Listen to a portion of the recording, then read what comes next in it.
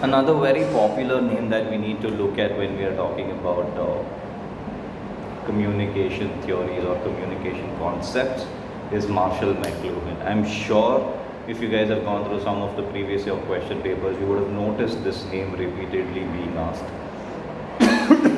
McLuhan is a very popular name in the field of mass communication, and in fact, he has been referred to as the oracle of media, right?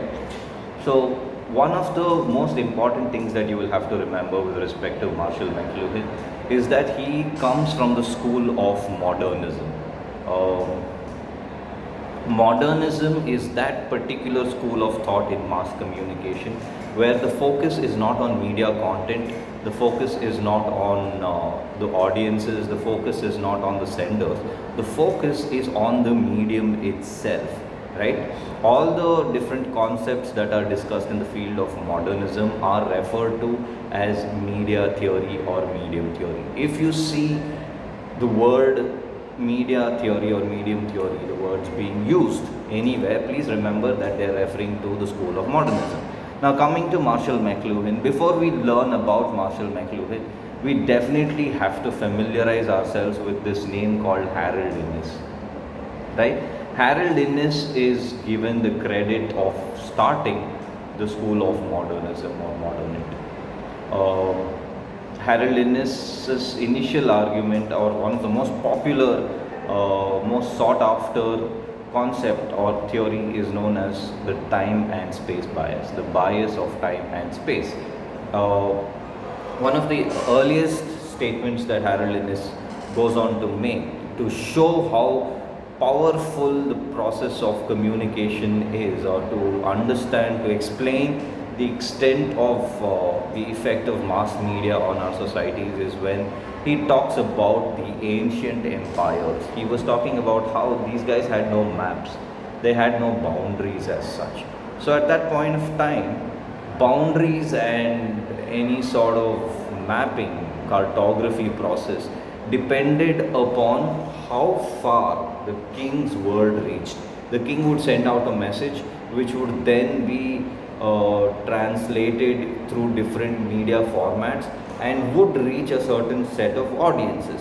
So the king would say, from tomorrow there is going to be an extra,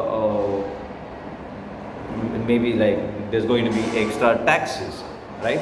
And the number of people who get access to this message marks the boundaries of that particular empire. He goes on to say this is the extent to which communication process happens in the process of trying to send out messages through media forms. And here he talks about the concept of access. The people who have access to media that enable the process of transference of message, these are the people who are a part of that particular system, any particular system, right? So looking at it from that perspective, Harold Innis talks about how every mass media form has their own inherent biases. One bias is called the time bias, one is called the space bias. Great example for this would be a newspaper suffers from a heavy time bias, because even if the incident has happened today at 3 o'clock, you'll still have to wait till the next morning to get access to that particular news through a newspaper.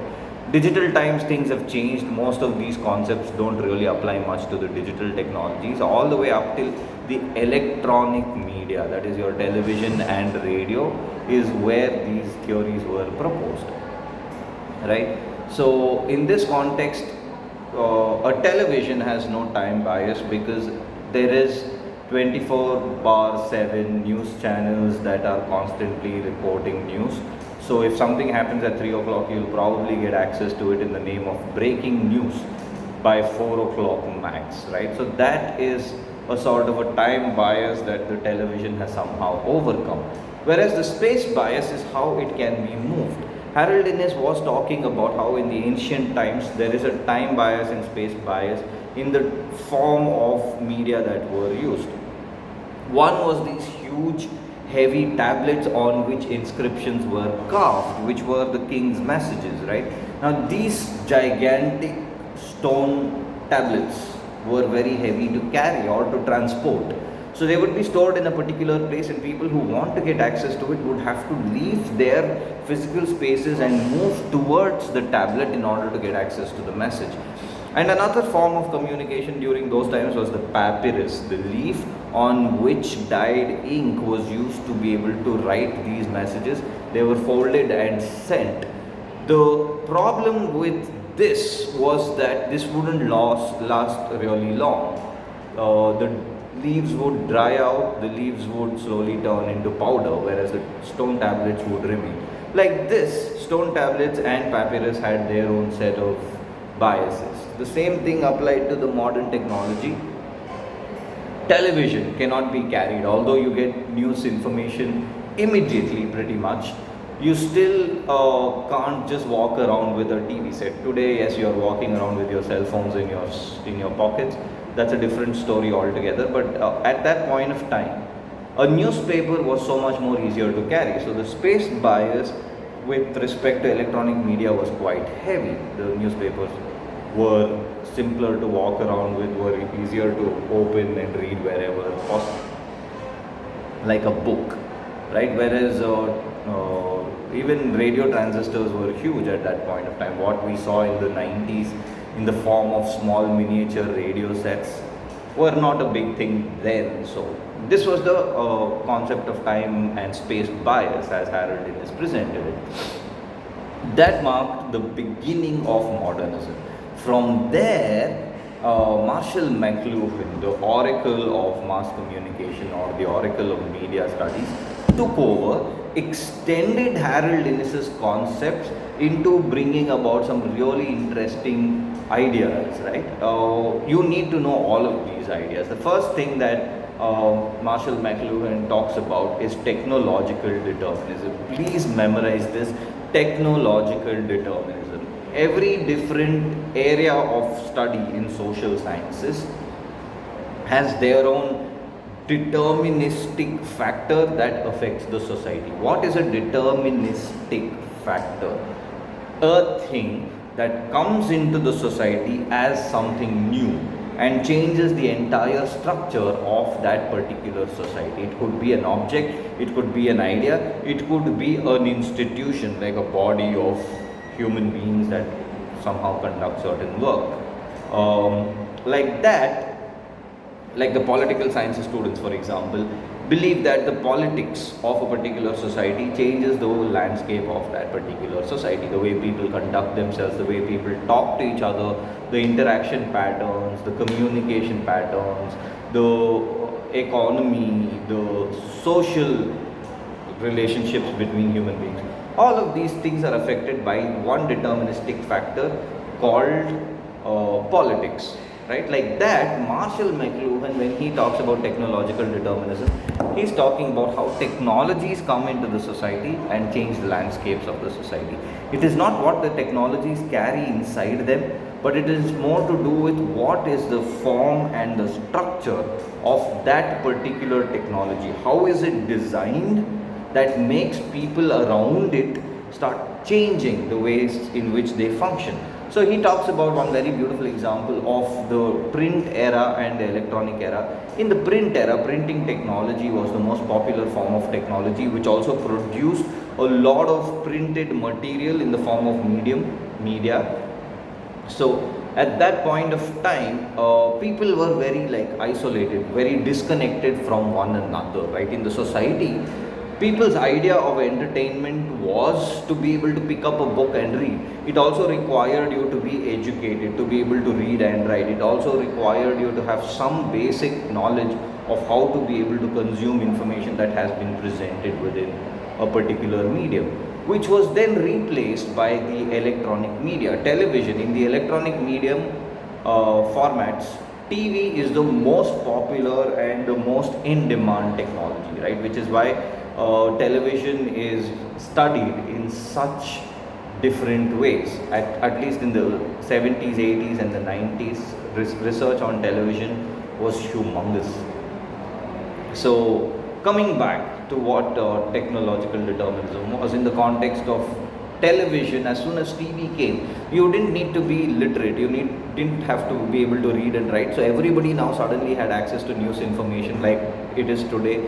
Even in the most remotest villages of India, you can see people having access to TV, people having access to news, people having access to information, right? Something happens, they are immediately aware of it. They don't have to wait for a few weeks or a couple of months to get access to that particular piece of information.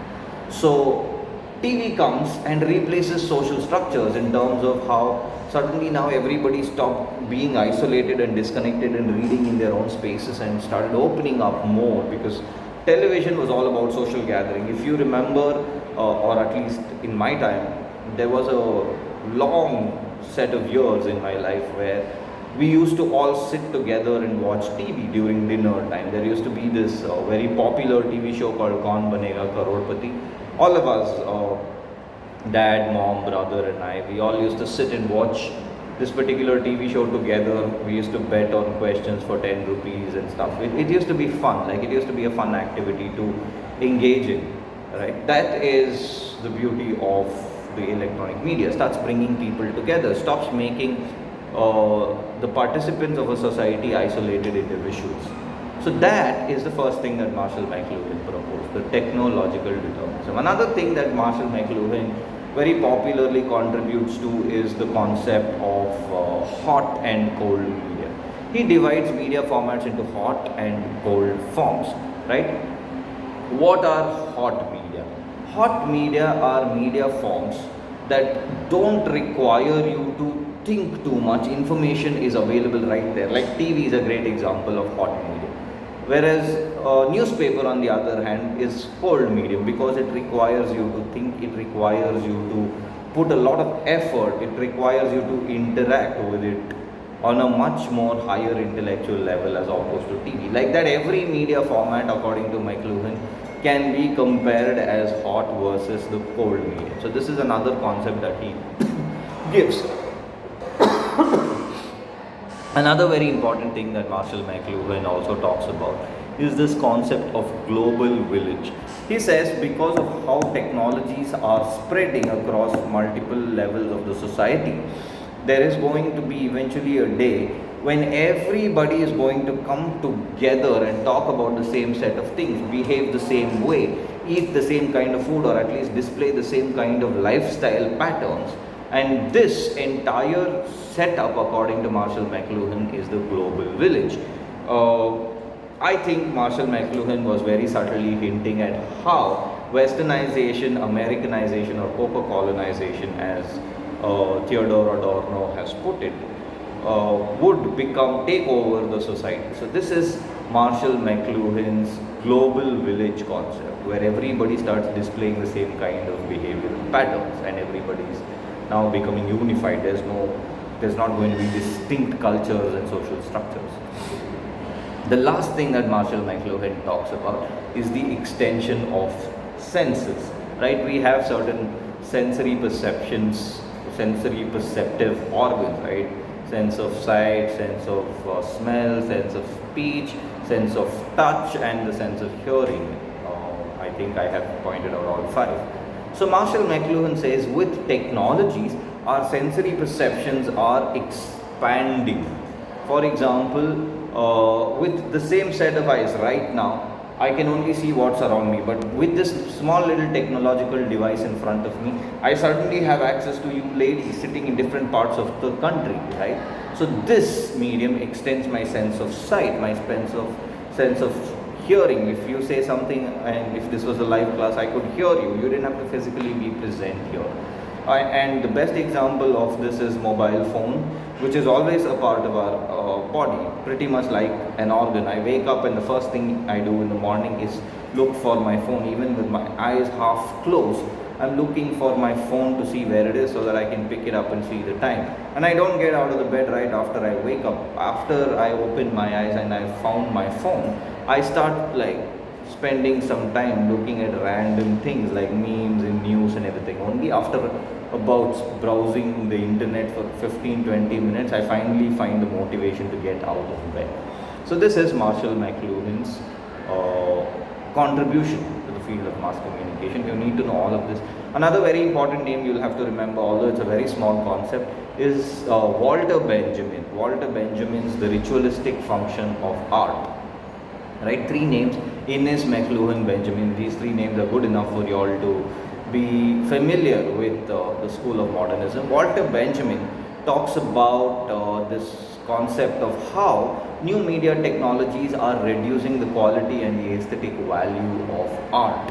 He goes on to say that a Mona Lisa painting that can be printed and copied and reproduced to make such wide variety, such wide discourses of the same painting that was initially revered, is suddenly reducing the quality, the artistic value of that little painting. He says art is supposed to be enjoyed the way it is presented. For example, music is best enjoyed when you go watch the artist perform live.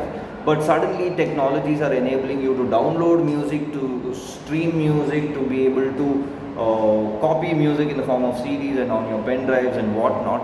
It reduces the artistic value of that little art. Watching an artist live and listening to the same artist on a downloaded from a website is very different experiences. So this was Walter Benjamin's contribution to the school of modernism.